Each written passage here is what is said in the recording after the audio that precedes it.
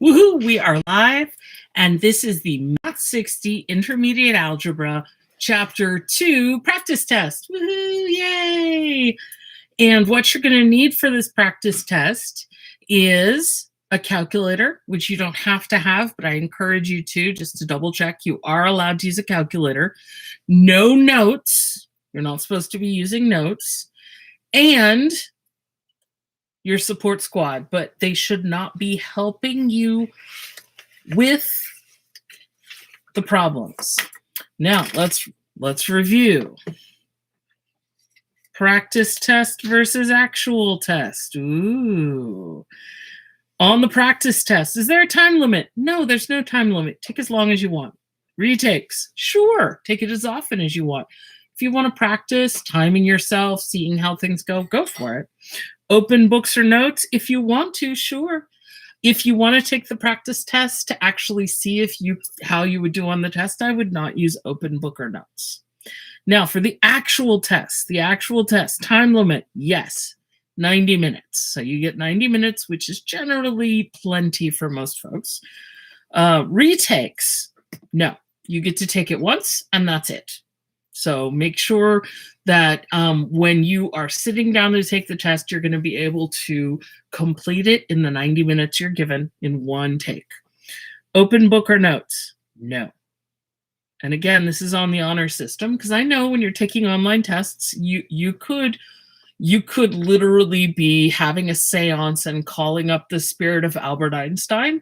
However, I'm going to have to warn you that he said he wasn't terribly good at math at all. So he might just shrug and his ghost might leave. So, you might want to pick someone else, but regardless, actual test, book, no spirits of dearly departed scientists. Okay, so shall we get started? I'm excited, but you can use a calculator, so keep your calculator close. Let's see how this goes. Ooh, sorry, bonk to bonk. Okay, so what I've done for the practice test, which is different than the real test, is I've taken the practice test questions and I've written them down so you can print it out, so you can practice it as a PDF. Now, the actual practice test is online, just like the actual test is online. But I recommend you have paper and you work the problems out on paper and then just transfer the answers on. Okay, number 1, there are 5 questions. There is worth 10 points on this one. Find an equation of a line passing through the points 3, 6, and 7, negative 2. Write this equation in slope-intercept form to answer the following. And then notice that I've done something kind of sneaky. Well, rather than giving you the whole equation, you're going to have to tell me what the slope is and what the b or the intercept, the y-intercept is right there. Okay, so let's see where we get with this. I'm going to take my 2 points. And you've got 2 options because we need to find the slope.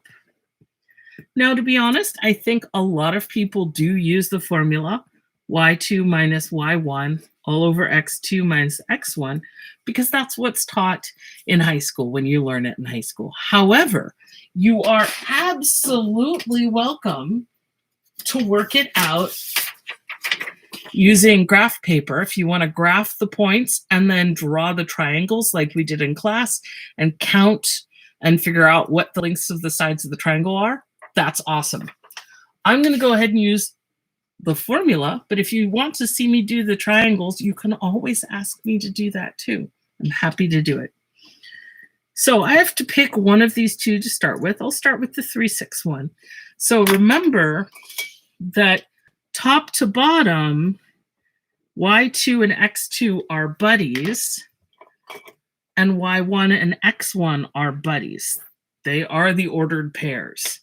So when I actually work this out, I'm going to go ahead and say, okay, 3, 6 is going to be my yellow. Honestly, it doesn't matter which one you pick. You can pick either one to be either one. And this ordered pair will be my green. So I am going to say my yellow y is 6 minus my green y is -2. My yellow x is 3 minus my green x is 7. Okay, sorry, I have to move Sharktopus a little bit. There you go, you'll be fine.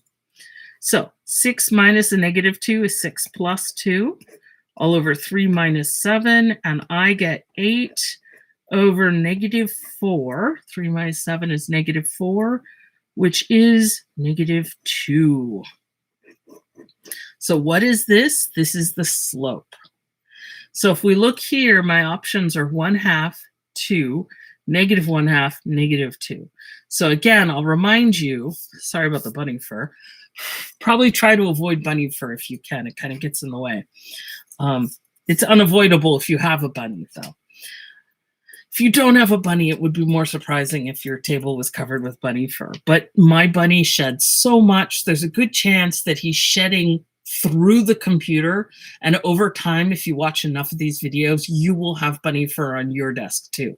I've seen it happen. It could happen. Okay, so remember that just because you find your answer there doesn't mean that it's correct. You should always check your work, because I also will give you, so if we had made a mistake with the signs and thought it was +2, we'd also find it. If I thought 8 over -4 was -1/2, the answer is right there. So I've given you a lot of possible answers. Be really careful, but I think I get -2. Now, if you wanted to double check, you could always reverse the green and the yellow, and you would get -8 over 4. So that would also be -2. So the slope is -2. Now on the computer, this is what we call a drop down. So you're going to have to click on it and select the correct answer for the slope. Okay, so then B. So for B, in order to find B, what we're going to do is we're going to be solving and figuring out how to write the equation in y equals mx plus b form. So we know that the m is -2. And then I pick one of the 2 points. Does not matter which one. I'm going to go with 3, 6 because they're both positive. I think that's easier. Sorry about that, Godzilla. Let me move you over a little bit. Great thing about Godzilla and Sharktopus, no fur. Okay, so then I've got 6 equals -2 times 3 plus b. 6 equals -6 plus b. Now be careful, because your brain might see the 6 and the 6 and think, ooh, 0. Make sure you do all the work. Remember that when you're taking a test, even a practice test, the stress and the anxiety of the test can actually make you a little less smart than you would be when you're not stressed out. So give yourself extra time, give yourself extra pats on the head, say, oh, you're doing great. You know, have your support squad who are not helping you with math, but telling you you're awesome. Woohoo. Let's go eat some sailors. Nom, nom, nom, nom, nom. That'll make us all feel better. Sorry, no, I didn't just suggest that. What? Okay, so, whoa, without even realizing it, we've solved b equals 12. So my equation is y equals -2x plus 12. Now, I did not ask you for that equation. You'll notice what I asked you for. What is b? B was 12. Oh, there it is. And again, how could we check this? Well, you could check it by plugging in the values 3 and 6, make sure they work, and then 7 and -2. So if x is 7, -2 times 7 is -14, plus 12 is -2. Ooh, it works. Woohoo. Okay, that's problem 1. 10 points. You should give yourself about 10 minutes for a 10-point problem, and I've been talking for 9 minutes, so we're doing good. We're doing good. Okay, problem number 2. And then everyone panics. It's the midpoint. Well, I'm warning you, you need to be able to do the midpoint. That's going to be on the test. So, how do you find the midpoint? Well, this can be very frustrating and a little bit stressful, because just now I asked you for this formula where you subtract the y's and the x's. And then this formula, which you do have to have memorized, because this is not an open book. So you got to remember this. To find the midpoint, remember what we're going to do is we're going to add the x's and divide by 2. And we're going to add the y's and divide by 2. Because we're taking an average. So the 2 points are -2, 6, and -3, -3. And so, here, let me use different colors. I've got the x's right there, and I've got the y's right here. This will be my y's. These will be my x's. Okay. So then I'm going to say -2 plus -3 all over 2. And then 6 plus -3 all over 2. Okay, so again, these are my pinks. These are my y's. These are my x's. So let's take a look at what we get. For the first one, I get -2 plus -3. That's -5 over 2, comma, 6 plus 3 is, or sorry, 6 plus -3 is 3 over 2. Now, my answers are all in decimals. So I need to convert these to decimals. Totally legal to use your calculator, although I would hope that you can convert these without it, but you can always check it on the calculator. -5 halves, 2 goes into 5 2 times, and there's half left over. So half of 5 is -2. Half of -5 is -2.5. Half of 3, 1.5. Now we can stop for a moment and think about this. What is halfway between -2 and -3? Oh, -2.5. Now this one's a little harder. What's halfway between 6 and -3? Well, all the way from 6 up top to -3 down below, that's a distance of 9, right? Because you got to go 6 to get to 0 and another 3. So 1.5 is halfway, because from 1.5 to 6, that's 4.5 units. And from 1.5 to -3, that's also 4.5 units. So you could either graph it or think it through, check it on your calculator. I've got this answer. Is this an option? I see it -2.5, 1.5. Be very careful because I've also got a +2.5, 1.5. So make sure you pick the right one. Bam. Midpoints are actually pretty quick. The hard part's going to be remembering the formula, but once you plug it in, that's a 3-minute problem right there. Okay, numero 3. Which of these lines is perpendicular to this? Oh, this is just a painful one. So in other words, when we're talking about perpendicular, we need to find the slopes. And what you need to remember is how to find the slopes of a line. So if I have a slope where I've got 3y plus 2x equals 5, how do I find the slope of that line? Well, you need to solve for y. Okay, so I subtract 2x, subtract 2x. 3y equals -2x plus 5.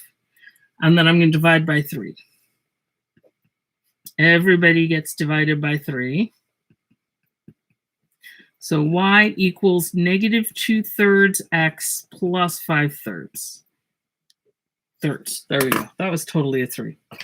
So what do I do now? Well, I take the slope, which is the number in front of x.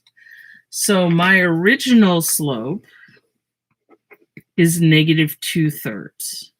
If I want a perpendicular slope, then what do? You have to remember to make it perpendicular. Remember, the upside down T looks like a square. It's the symbol for perpendicular. I need to flip the fraction upside down and change the sign. So it goes from negative to positive. It goes from 2/3 to 3/2. So this is what I want.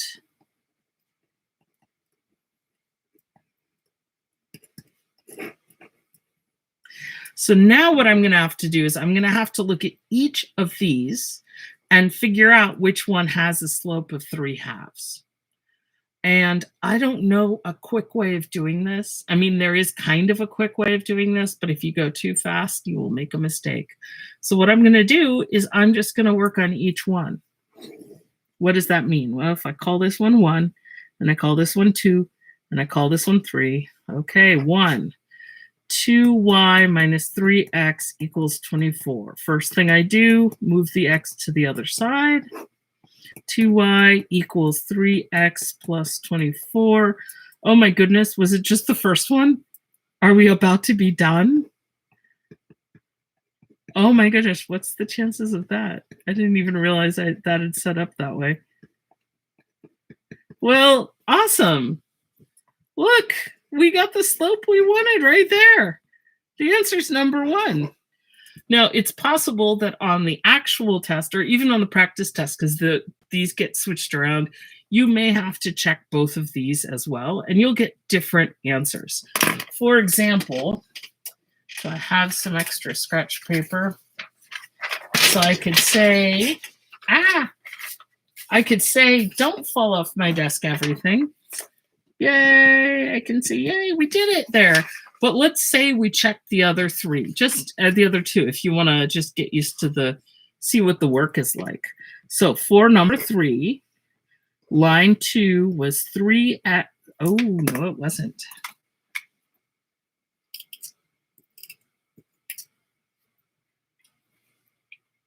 You ever just have one of those days? Just white out. Okay. Haha, we're all fine here. 3y minus 2x equals 24. I'm going to add 2x to both sides. 3y equals 2x plus 24, and then I divide by 3.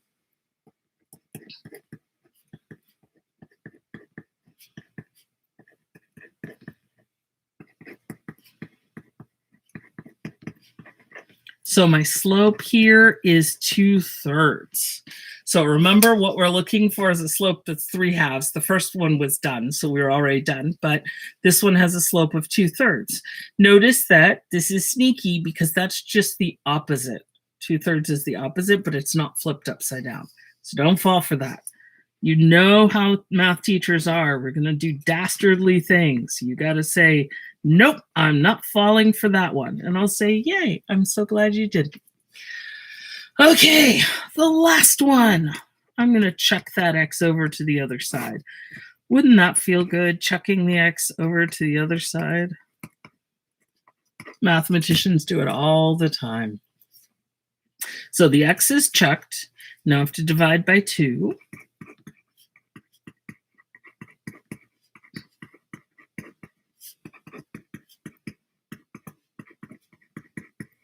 So my slope here is negative 3/2. Now, what would this one be? Well, this one would be if you remembered to flip it upside down, but you forgot to change the sign. So 2 and 3 are not correct answers, but this is what it would look like if you did it. Okay. And now let's go on to number 4. I'm very excited. We're at less than 20 minutes. And we're already more than halfway through the test. So this is not intended to be a really hard, long test. It's just a lot of different topics that you've got to know. So just be ready to, be nimble on your feet. Okay, number 4. At 11 a.m., there were 2 squirrels outside my house eating nuts because I feed the crows. And when the crows don't eat it, the squirrels do. By 2 p.m., there were 17 squirrels outside my house eating nuts. What is the average rate of change in squirrels per hour? Notice what I did. I said rate of change in squirrels per hour. So you got to remember, okay, rate of change means I'm going to be setting up a slope. I'm going to be setting up a ratio. And I want the number of squirrels on top and the number of hours on the bottom. And the reason I know that is it's squirrels per hour. So it's going to be top first and bottom second. That's the way it is. So squirrels on top, hour on the bottom. Okay, now there were 2 squirrels, and then there were 17 squirrels. Remember, what I want for my squirrels is I want to know the change, right? So I take the difference between the two. I take 17 minus 2. And then the 2 times down here, it went from 11 a.m. to 2 p.m. So how much time passed? Now, here's the thing. Can you just do 2 minus 11? Now, we got to thank our Mesopotamian and Sumerian friends. Not currently, although you can thank them too.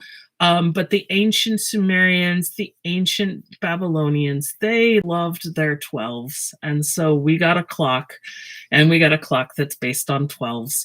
And so everything is going to be just a little bit harder when you deal with times. It's not their fault. It's our fault. But 11 a.m. to 2 p.m. is 3 hours.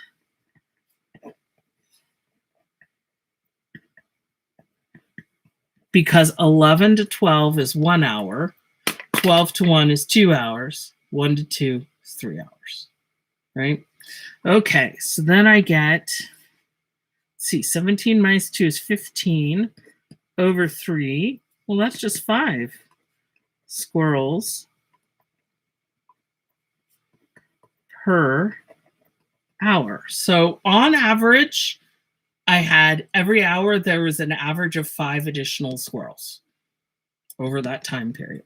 So let me look at the answers. Now the answers look like they're all fancy. Look at those numbers. They're there to make you nervous. Don't be nervous. 5 squirrels per hour, 5.00. Don't fall for my tricks. Okay, you guys ready? I'm so excited. Last problem. Woohoo! Look at all those numbers. So this is last because function notation is usually the hardest thing for a lot of people to learn because it's the newest thing a lot of people are learning. So let's work through this as slowly as we can, given that we do want to try to finish this video in around 30 minutes. So this is function notation. I've given you f of x is x squared, g of x is x. And then I'm going to ask you f of 0, f of 2, f of negative 2, g of 2, and then this composition down here like we did in the lecture. So let's start up here. Remember, if it's f of 0, that means I've got f of x, which is x squared, and I want f of 0, so that's going to be 0 squared, which is 0. Woohoo! Okay, not too bad. F of x is x squared. I'm just rewriting it every time. So f of 2 is 2 squared, right? 2 squared is 4. Ooh, there's the answer right there. We're on a roll. F of x is x squared. F of negative 2. Now, do not fall for this one. When you plug in a negative 2, a lot of people would write this, and that would be incorrect. So remember from the lecture, we talked about it. When you square a negative number, if you're actually asked to square it, you need to put parentheses around it. It's positive 4 again. Notice that I didn't give you the opportunity to get it wrong, right? If you had thought it was negative 4, you'd notice that it wasn't there. So I was being nice. Do not assume I will be nice on the test. Bwahahaha. Okay, now let's switch over to G. G says, whatever you give me, I'm giving right back to you like a game of hot potato. G doesn't want to do anything. It's just like if you say banana, G says banana. If you say pumpernickel, G says pumpernickel. If you say horse, G says horse. If you say knock, knock, G says who's there. Functions are not very good at comedy, though, let's be honest. G of x equals x. G of 2 equals 2. You got it. Woohoo. One more. Of course, this one's the hard one. Now, the good news is Canvas doesn't know this is harder. So Canvas is going to be giving you the 10 points split up evenly among the 5. So this one is, you're not getting all the points stuck into this one. So this is f of g of 2. So first we've got to know g of 2, which we happen to do here. Again, don't assume I'll be nice on the test, but we just happen to have it already. So I happen to know that g of 2 is right there.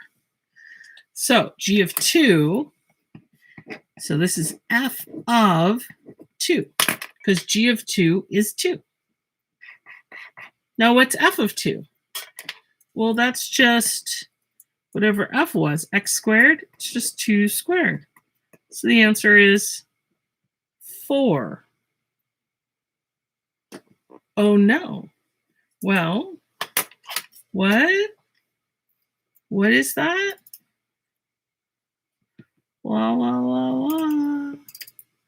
Look over there. What's running on the other side of your room? Oh my gosh, is that a giant panda playing on the other side of your room? No? Okay, never mind. Come back here. Let's do the problem. Okay, as I was saying, f of 2 equals 2 squared. So g of 2 was 2. And then f of 2, right, we took that 2. G of 2 equals 2. We took that 2 and put it back in. F of 2 is 2 squared, and that's equal to 4. And it's right here. Like I was just saying all along, it was totally there the whole time. And it will absolutely be fixed because you guys won't see this until after I've finished recording. Thank goodness, right? So in the actual test, you will have 90 minutes. This video is taken slightly less than 30. I know it's not fair to compare because I know how to do the problems and you're going to need to take time to go, oh my gosh, how do I do this one? But my point is you will have time to work it out.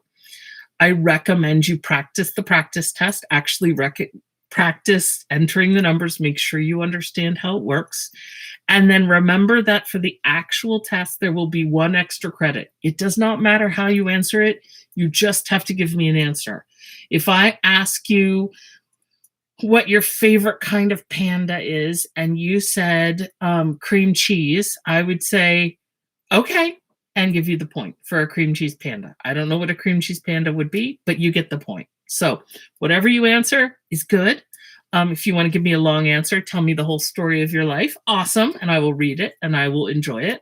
And if you just want to give me a single word, honestly, if I said, what is your favorite panda? And you said no, I would give you points for that.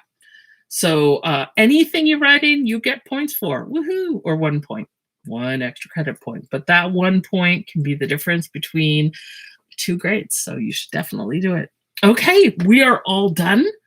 You are well and prepared. So once you practice with the practice test, feel comfortable, go ahead and take the actual test. And I will change this 1 question so it works. And that's it. Woohoo, guys, you're awesome. Math on.